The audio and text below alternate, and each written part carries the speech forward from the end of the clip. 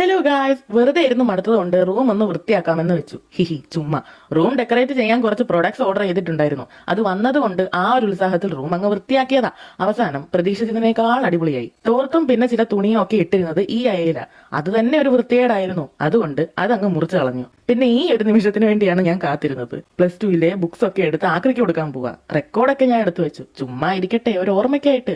പിന്നെ ആണെങ്കിലും വരച്ച പടമൊക്കെ എടുത്ത് നോക്കാലോ. അങ്ങനെ ബുക്സ് ഒക്കെ പെറുക്കുന്നതിനിടയ്ക്ക് ഞാൻ എന്റെ 10ാം ക്ലാസ്സിലെ ഓട്ടോഗ്രാഫ് ബുക്ക് കണ്ടു. കുറച്ചു നേരം അതിരുന്ന് വായിച്ചു. MA പഠിച്ചാലും BA പഠിച്ചാലും എന്നെ മറക്കരുത്. പാൽച്ചായ മറന്നാലും കട്ടൻ ചായ മറന്നാലും എന്റെ മുഖച്ചായ മറക്കരുത്. അങ്ങനെ അങ്ങനെ കുറെ ഫ്രഷ് ഡയലോഗ്സ് ഒക്കെ ആയിരുന്നു. അതങ്ങനെ ഒരു പേടിത്തൂറി. ചുക്കില് പറന്നപ്പോഴേക്കും പേടിച്ചുപോയി. നമ്മുടെയൊക്കെ ശത്രുക്കളായ എക്സാം പേപ്പേഴ്സ് ആണ് എന്റെ കയ്യിലുള്ളത്.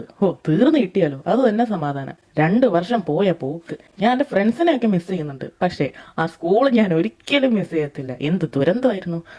അതൊക്കെ പോട്ടെ.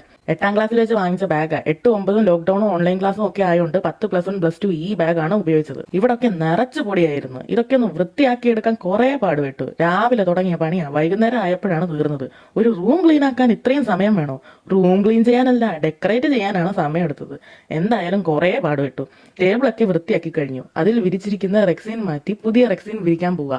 ഇത് ഫ്ലിപ്കാർട്ടിൽ നിന്ന് വാങ്ങിയതാ. ഇത് നല്ലയാ കേട്ടോ, വിലക്കുറവുമാണ്, അത്യാവശ്യം ക്വാളിറ്റി ഒക്കെ ഉണ്ട്. എനിക്ക് നല്ല ഇഷ്ടപ്പെട്ടു. ഇവിടെ പതിവില്ലാതെ എന്തൊക്കെയാ സംഭവിക്കുന്നത് എന്ന രീതിയിൽ എത്തി നോക്കുവാണ് ഇവിടെ ഒരാൾ. എനിക്ക് ഈ പൂവിന്റെ റെക്സിനാണ് കൂടുതൽ ഇഷ്ടപ്പെട്ടത്. ചെറിയൊരു അമ്മിളി വെട്ടി.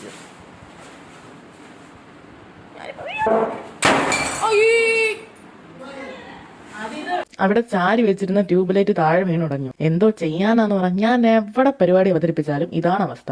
അമ്മ അവിടെ നിന്ന് ചീത്തയൊക്കെ പറയുന്നുണ്ടായിരുന്നു. എന്ത് ചെയ്യാനാ. ഇതിന്റെ സെക്കൻഡ് പാർട്ടായിട്ട് അടുത്ത വീഡിയോ വരുന്നത് വരെ ടാറ്റ.